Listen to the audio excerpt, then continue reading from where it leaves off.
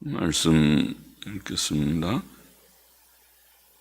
하나님 아버지, 오늘 새벽도 하나님의 은혜로 저희들에게 이만큼 건강과 평안과 작은 믿음과 사랑하는 성도들과 교회를 주셔서 주 예수 그리스도의 이름으로 모여 새벽 예배의 단을 쌓고 하나님께 영광 돌리며 또 혹은 온라인으로 가정에서도 또 처처에서도 하나님의 말씀을 사모하며 또 함께 동참하는 이들이 있는 줄 아오며 주님 모두들에게 하나님께서 은혜를 주시고 또 이후에라도 함께 말씀을 사모하여 말씀 앞에 앉는 자들에게 은혜 주시기를 감히 소원하며 아버지 우리 모두들에게 은혜를 주셔서 주님 늘 말씀과 기도로 깨어 살게 하여 주시기를 원합니다.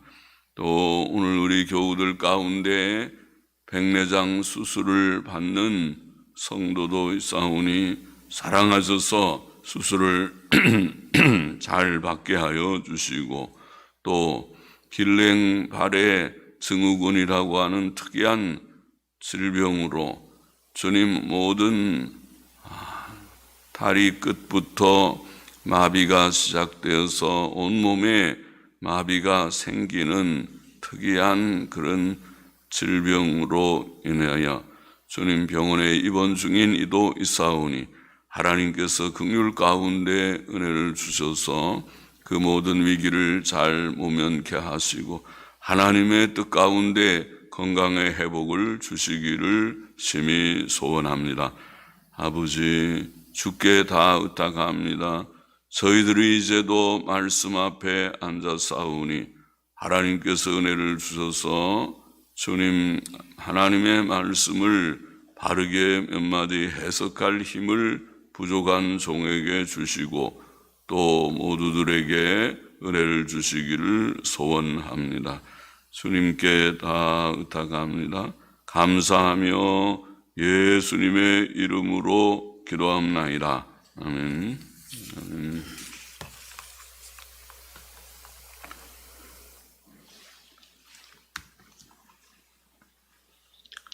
시편 132편 말씀, 하나님의 성막을 사모함, 그렇게 제목을 붙일 수 있는 말씀이라고 생각합니다. 성전에 올라가는 노래, 표제어는 그렇게 되어 있습니다.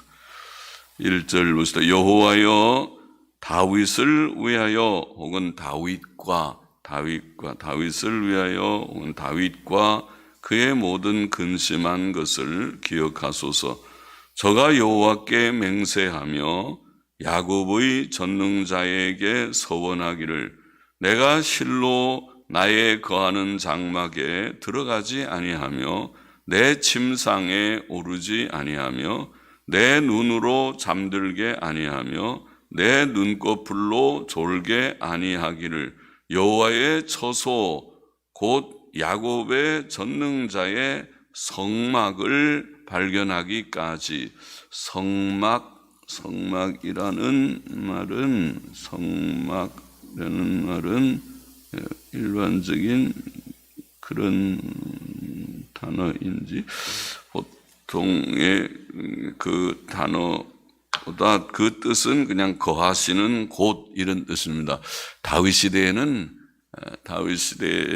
지금 이게 성막이 있는 때였지만은 다윗은 성막을 시온성으로 옮겨 오지는 않았던 것을 우리가 역사적으로 압니다. 그래서 전능자의 성막 거하시는 곳을 발견하기까지 하리라 하였나이다. 이게는 법궤를 주고 말씀하신 것이라고 생각합니다. 시편 저자는 여호와여 다윗과 그의 모든 근심한 것을 기억하소서라고 말합니다.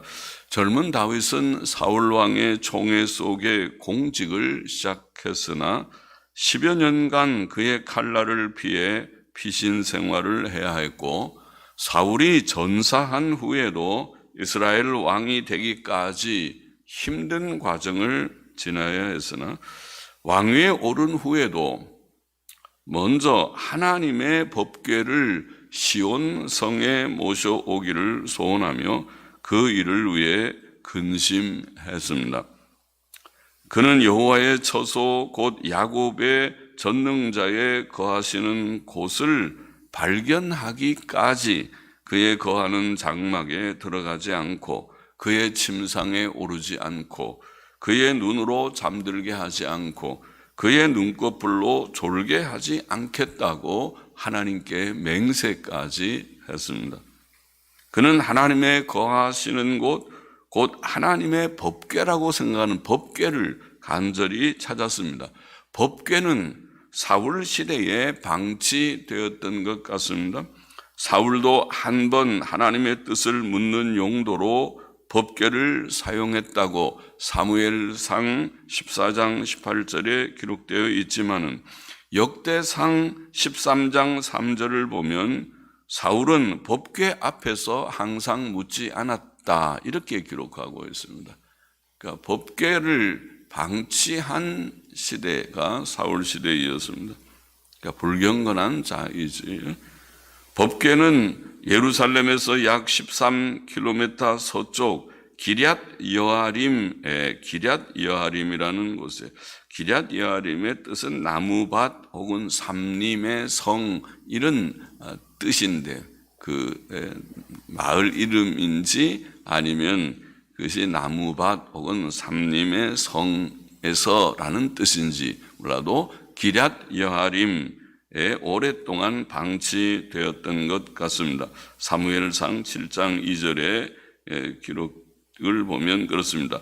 그러나 온 이스라엘의 왕이 된 다윗은 하나님의 법궤와 제사를 매우 중요하게 여겼습니다. 그는 하나님의 법궤 앞에서 하나님께 예배드리며 찬송과 기도를 올리며 하나님 섬기기를 원하였습니다. 6절 같이 보십시다. 우리가 이것이 에브라다에 있다함을 들었더니 나무밭에서 찾았도다. 나무밭에서 찾았도다. 그러니까 기럇 여아림이 나무밭이라는 뜻인데 나무밭에서 찾았도다. 우리가 그의 성막에 들어가서, 성막이라기보다 여기는 거하시는 곳, 역시 그런 뜻이 아닌가 싶습니다. 거하시는 곳에 들어가서 그 발등상 앞에서 경배하리로다. 여호와여 일어나사 주의 권능의 궤와 함께, 여기 법궤라는 말이 본문에 나와 있어요. 주의 권능의 궤와 함께 평안한 곳으로 들어가소서. 주의 제사장들은 의를 입고 주의 성도들은 즐거이 외칠지어다. 다윗은 드디어 하나님의 법궤를 찾았습니다. 그는 그것이 에브라다에 있다는 말을 들었고 그곳에 나무밭에서 혹은 삼림의 땅에서, 옛날 영어 성경은 삼림의 땅에서 혹은 나무밭에서, 또 근래의 영어 성경은 야알의 땅에서, 그렇게 아마 음력을 한 것 같은데 야알의 땅에서 그것을 발견하였습니다. 다윗은 법궤를 찾았고 유다에 속한 기럇 여아림으로부터 다윗성으로 그것을 옮겨왔습니다. 그러나 다윗은 황폐해진 실로에 있었을 모세의 성막 자체를 옮겨오지는 않았다고 보입니다. 역대하 1장 3절 이하에 보면 다윗의 아들 솔로몬의 시대에 모세의 성막과 번제단은 기브온 산당에 있었다 이렇게 증거되어 있습니다. 기브온 산당, 기브온은 예루살렘에서 약 10km 북쪽에 있었다고 생각됩니다. 그러면 솔로몬이 성전을 건축할 때쯤에도 성막은 여전히 기브온에 있었고 예루살렘에 있지 않은 것을 보면 다윗은 법궤만 예루살렘으로 옮겨왔다는 것을 분명하게 알 수 있습니다. 다윗은 하나님께서 일어나셔서 그 권능의 궤와 함께 평안한 곳으로 들어가소서, 다 방치되어 있으니까 성막도 많이 오래 세월이 지나면서 낡아졌던 것 같고, 그리고 법궤는 어디에 있는지 알 수 없는 그런 상태에 있으니 다윗의 마음이 몹시 상하고 몹시 근심하며, 이 하나님의 법궤도 방치하고 있다니 법궤를 찾아야 되는데, 그리고 두루 법궤를 찾았던 것이라고 보입니다. 일어나셔서 그의 권능의 궤와 함께 평안한 곳으로 들어가소서. 이제 예루살렘 시온 성에 장소를 마련하고 법궤를 옮겨오고 거기에 장막을 쳐서 하나님의 처소로 삼았다는 것이죠. 또 주의 제사장들이 의를 입고 주의 성도들이 즐거이 외칠지어다라고 말했습니다. 제사장들의 제사는 죄사함과 의를 상징합니다. 그래서 제사장들이 의를 입다 이렇게 표현하고 또 있습니다. 제사는 의의 제사라고 성경에 불리웁니다. 또 거기에 성도들의 즐거움도 있습니다. 성도들이 쓰는 주의 성도들은 즐거이 외칠지어다. 10절 보십시다. 주의 종 다윗을 위하여 혹은 다윗 때문에 주의 기름 받은 자의 얼굴을 물리치지 마옵소서. 여호와께서 다윗에게 성실히 혹은 진실히 맹세하셨으니 변치 아니하실지라. 이르시기를 내 몸의 소생을 내 위에 둘지라. 내 자손이 내 언약과 저희에게 교훈하는 내 증거를 지킬진대 저희 후손도 영원히 네 위에 앉으리라. 네 왕위에, 위라는 네 왕위에 앉으리라 하셨도다. 시편 저자는 아마 솔로몬일지도 모르겠습니다만은 이 시편을 쓴 자의 이름이 나와 있진 않으나, 시편 저자는 하나님께서 다윗에게 그의 아들을 그의 왕위에 두며 그의 후손도 영원히 그의 그 왕위에 앉게 하리라 맹세하신 것을 지키시기를 간구합니다. 물론 그 언약과 맹세는 그 자손들이 하나님의 언약과 그의 교훈하신 바를 지킨다는 조건 아래서 맺어진 것이었습니다. 어느 시대에나 하나님의 말씀을 믿고 지키는 것은 하나님의 백성의 기본적 의무입니다. 오늘날도 그렇죠. 우리가 하나님을 잘 섬기고 신약 아래에 살지만은, 그러나 하나님을 경외하고 하나님의 계명을 즐거이 지키는 것은 우리의 기본적인 의무입니다. 13절 보십니다. 여호와께서 시온을 택하시고 자기 거처를 삼고자 하여 이르시기를 이는 나의 영혼이 쉴 곳이라. 내가 여기 거할 것은 이를 원하였음이로다. 내가 이 성의 식료품에 풍족히 복을 주고 양식으로 그 빈민을 만족케 하리로다. 다윗이 법궤를 시온 성에 옮겨왔을 때 하나님께서는 시온을 택하시고 자기 거처를 삼고자 하셨습니다. 그러니까 먼저 법궤가 시온성으로 옮겨오시고, 다윗은 사실 그 법궤를 중심으로 해서 거기에 성전을 짓고자 하는 간절한 소원이 있었다고 보입니다. 하나님께서 다윗 시대에는 다윗에게 허락지 않으셨지만 말이죠. 다윗은 시온을 하나님의 거처로 삼고자 했습니다. 하나님께서는 시온을 나의 영혼이 쉴 곳이라고 말씀하셨습니다. 또 그는 그 성에 식료품의 풍족한 복, 즉 물질적 유효의 복을 주시기를 원하셨습니다. 주실 것이라 라고 말씀하십니다. 그는 사람의 삶의 기본적인 요소인 육신의 양식을 풍족하게 주실 수 있는 분이시지요. 우리에게 날마다 일용할 양식을 주시는 하나님. 그래서 우리가 주기도를 늘 올리면서 오늘날 우리에게 일용할 양식을 주옵시며 그렇게 기도할 수 있습니다. 16절 보시다. 내가 그 제사장들에게 구원을 입히리니 그 성도들은 즐거움으로 외치리로다. 내가 거기서 다윗에게 뿔이 나게 할 것이라. 내가 내 기름 부은 자를 위하여 등을 예비하였도다.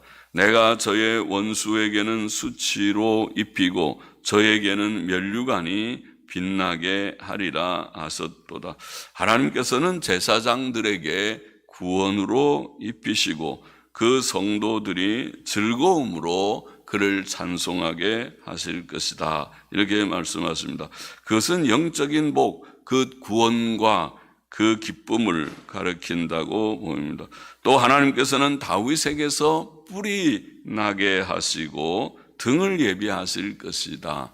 다윗에게 뿔이 나게 하신다는 말은 다윗의 자손 가운데 능력의 구주이신 메시아를 주실 것이다. 그런 뜻이라고 보입니다. 다윗에게서 뿔이 나게 하실, 뿔은 힘을 상징하는데 능력의 구주께서 오셔서 그렇게 구원의 일을 이루실 것이다.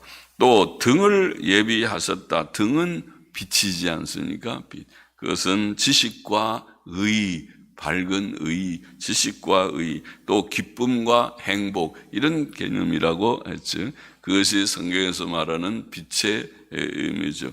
우리에게 어두움을 밝히는 지식과 또 죄악의 캄캄함 속에서 의의 빛을 비추시고 또 슬픔과 근심이 많은 우리들의 삶에 기쁨과 행복을 주시는 것이 등불이죠. 빛입니다. 하나님께서 다윗에게 이런 은혜를 주실 것이다. 그렇게 말씀하십니다.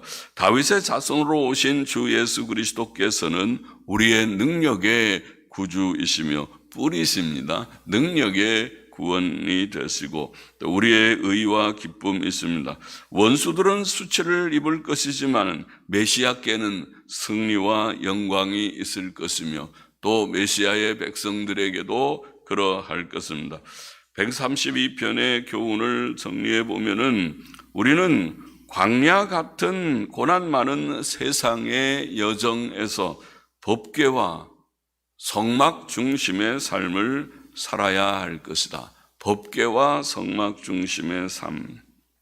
자, 그것을 여기에 말씀해 다윗은 간절히 그것을 사모했습니다. 하나님 중심으로 살고자 하는 경건한 다윗에게 법궤가 없다니, 하나님께서 법궤를 이스라엘 백성에게 주셨는데 하나님의 계명이 담겨 있는 법궤를 상실하고 살았다니, 사울 시대는 법궤를 방치하고 어디에 있는지도 모르게 살았다니, 그것이 다윗에게는 마음의 큰 고통이었다. 말씀 중심으로 돌아가야 한다. 마찬가지죠. 어두운 시대마다 개혁자들은 하나님의 말씀, 성경으로 돌아가야 된다. 성경 말씀을 붙들어야 된다. 그렇게 깨달았습니다. 성경으로 돌아가야 합니다. 오늘 시대도 배교와 타협과 혼돈의 시대라 우리가 말하는 것은 말씀의 교훈에서 너무 멀리 간 것이 아니냐.